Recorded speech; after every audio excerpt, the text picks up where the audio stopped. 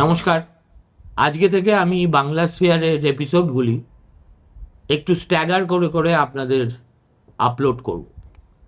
প্রথম এপিসোডটি আপলোড করব সকাল 11টায়, দ্বিতীয়টি 6টায়, আর তারপরে যদি প্রয়োজন হয় তাহলে রাত্রি 9টায়। কেননা যেহেতু আমি একেবারে ব্যাক টু ব্যাক এপিসোড করি, ফলে অনেকেই হয়তো কোনটা ছেড়ে কোনটা শুনবো এটা স্থির করতে করতেই রাত্রির কাভার হয়ে যায়। সে যাই হোক, আজকে সকালের ভিডিওয়ে আমি গতকাল বিহারে হয়ে যাওয়া প্রথম দফার 121টি কেন্দ্রের যে ভোটদানের প্রবণতা অনেক রাত পর্যন্ত জানতে পেরেছি, তা নিয়ে দু চার কথা বলবো এবং কেন এটা অত্যন্ত তাৎপর্যপূর্ণ সেটাও আপনাদের জানাবো।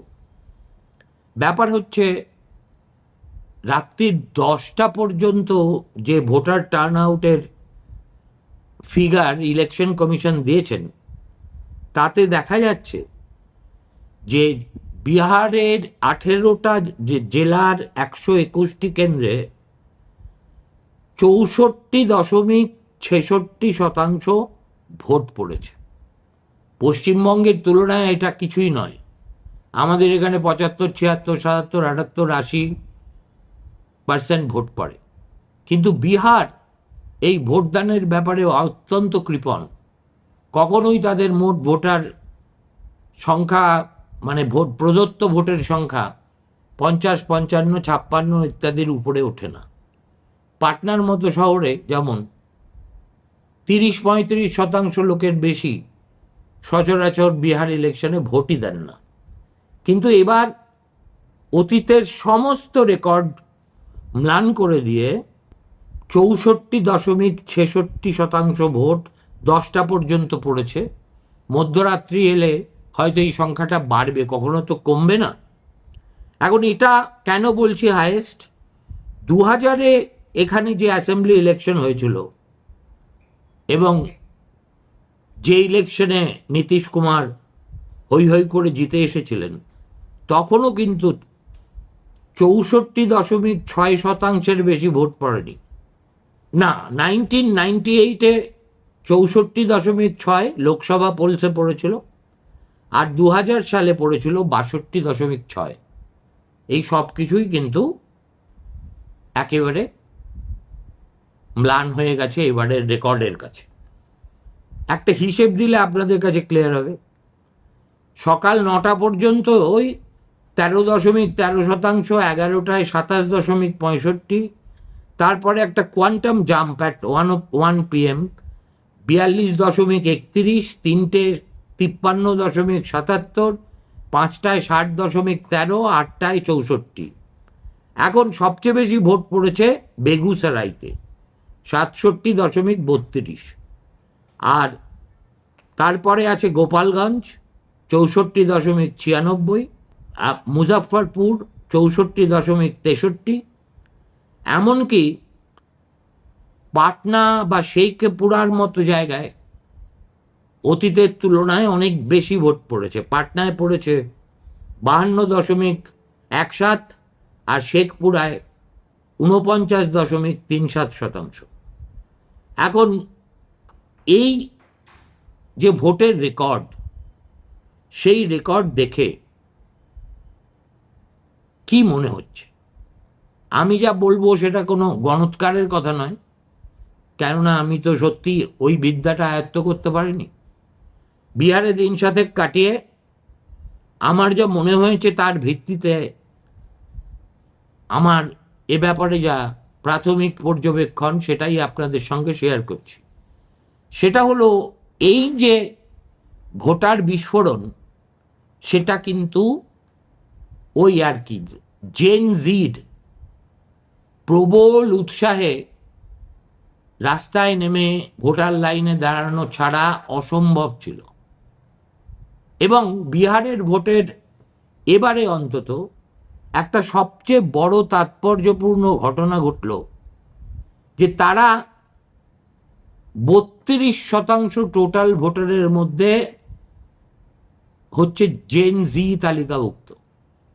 এবং তার চেয়েও বড় কথা, এবার তারা ভোটের অনেক আগে থেকেই সক্রিয় হয়ে বেশিরভাগই প্রশান্ত কিশোরের জানসুরাজ পার্টিকে সাপোর্ট করবে বলে একেবারে উন্মাদনায় ফেটে পড়েছিল। আপনারা অনেকেই হয়তো খবর রাখেন, সি ভোটার যারা নিয়মিত বিহার ইলেকশনকে ট্র্যাক করে, সর্বশেষ তাদের ট্র্যাকিংয়ে ধরা পড়েছে প্রশান্ত কিশোর এবার বিহারে এককভাবে 23% ভোট পেতে পারেন। শুনতে বড্ড অবিশ্বাস্য লাগছে, আমারও লাগছে, কিন্তু আফটার অল আমার সাবজেক্টিভ ওপিনিয়নের চাইতে একটা জনমত সমীক্ষার তো দাম আছে। 23% না পেয়ে যদি 20%ও পান বা 18%ও পান, তার মানেটা কি? তার মানে হচ্ছে এই শতাংশের ভোটকে আসনে পর্যবসিত করার মতো ডেটা আমার কাছেও নেই, কোনো সমীক্ষকদের কাছেও নেই। কিন্তু Prashant Kishor is emerging as a very serious challenger to the political status quo of Bihar. এটা আমি সচক্ষে দেখে এসেছি। এবং যেটা সবচেয়ে অদ্ভুত কথা সেটা হলো এই, যে প্রশান্ত কিশোর যেভাবে গত 3 বছর ধরে নিরলস একাকী একটা লড়াই চালিয়ে গেছেন, এত দ্রুত যে তিনি তার ফসল তুলতে পারবেন এটা কারুর ধারণার ভিতরে ছিল না। ঠিক যেমন বিজেপিও ভাবতে পারেনি যে নীতিশ কুমারকে তারা এবার গ্যারেজ করে দেবে বলে ভেবেছিল, সেই নীতিশ কুমারই তাদের কাছে একজন অপরিহার্য ভোট গেটার হিসেবে শেষ পর্যন্ত দাঁড়িয়ে যাবে। আর প্রশান্ত কিশোরকে তো এস্টাবলিশ দলগুলো শুরুর দিকে মানুষ বলেই মনে করেনি। আমি জানি না এবার তাদের টনক নড়েছে কিনা, কিন্তু প্রথম দফার ভোট দেখে পরিষ্কার বোঝা যাচ্ছে কামাল তুনে কামাল কিয়া ভাই, নজরুল লিখেছিলেন কামাল আতাতুর্ককে নিয়ে।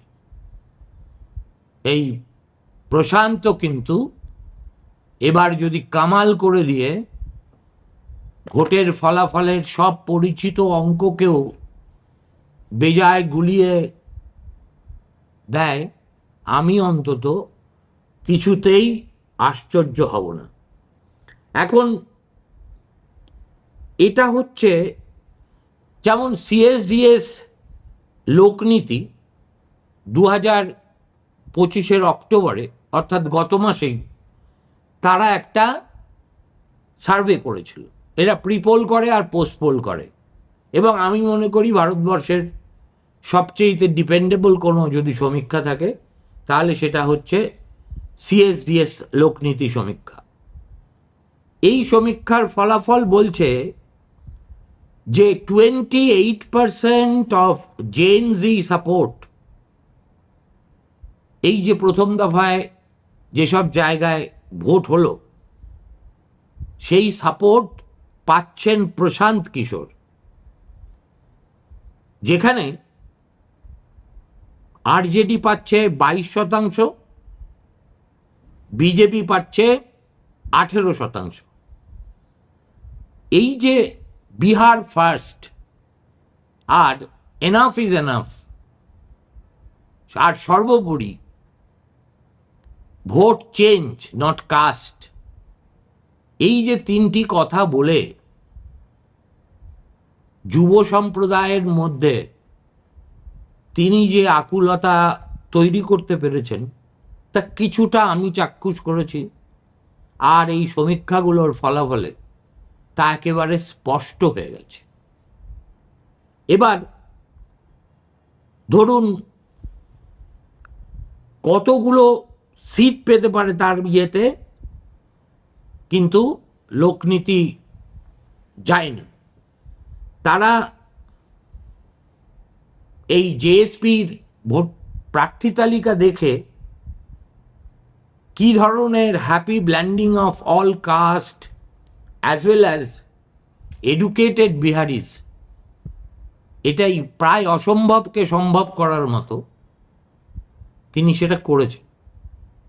এবং বিহারের মানুষ চিরাচরিত জাতপাতের ওই বন্ধ কারাগারে না থেকে এবার যে একটু মুক্তির আলোয় আসতে চাইছে, প্রথম দফার এই রেকর্ড পরিমাণ ভোটের থেকেই সেটা পরিষ্কার।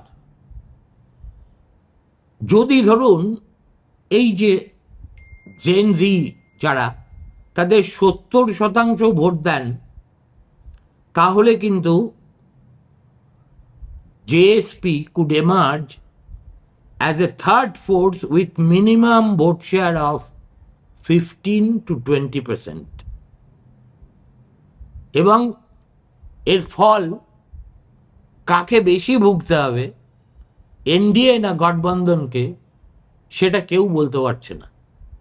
যদিও কনভেনশনাল উইজডম হলো তিনি দুই প্রতিপক্ষের ঘরেই বেশ ভালো করে শীত দেবেন এবং তার ফলে শেষ পর্যন্ত কাউন্টিং শেষ হওয়ার পরে ছবিটা পরিষ্কার হবে কারুর এককভাবে সংখ্যাগরিষ্ঠতা বা কোয়ালিশন গড়ে, যেটা প্রিপোল কোয়ালিশন, কেউ সংখ্যাগরিষ্ঠতা পেল না, যদি না পায় কার দিকে পাল্লাবাড়ি, আবার ঘোড়া কেনা বেচা শুরু হবে কি হবে না, ইত্যাদি প্রশ্নগুলো রয়েছে। কিন্তু প্রশান্ত কিশোরের দৃষ্টান্ত সামগ্রিকভাবে ভারতবর্ষের যে প্রচলিত রাজনৈতিক ব্যবস্থা, সেটাকে যে বদলে ফেলা যায় তার স্পষ্ট ইঙ্গিত দিচ্ছে।